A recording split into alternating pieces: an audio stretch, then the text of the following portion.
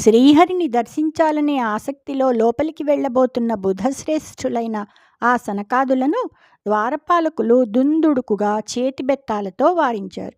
అందుకు సనకాది మునుల కన్నులు తీవ్ర కోపంతో ఎర్రబడ్డాయి. కామ క్రోధ లోభాలని శత్రువులు బాధింపగా భూలోకంలో పుట్టండి అని వారు శపించారు.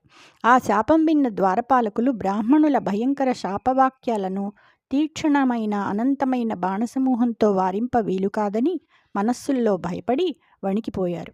శ్రీ మహావిష్ణువు ద్వారపాలకులు సంతాపం చెందుతూ సనకాది మునీశ్వరుల పాదపద్మాలకు నమస్కారం చేసి, పరమయోగి శ్రేష్ఠులారా, సత్పురుష శ్రేష్ఠులను అవమానించిన వ్యర్థబుద్ధులైన మమ్ములను మా పాపమే ఈ స్థితికి తెచ్చింది.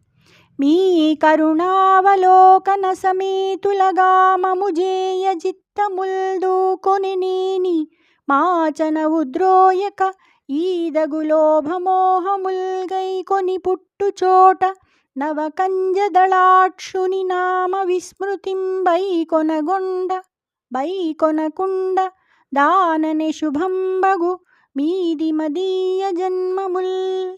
మమ్ములను మీరు దయాపూర్ణ దృష్టితో చూడాలని మనస్సులో తలుచుకుంటే మా ప్రార్థనను కాదనకుండా లోభ క్రోధ మోహాలతో మేము పుట్టే చోట శ్రీహరినామం మరవకుండా ఉండే స్మృతిని మాకు అనుగ్రహించండి.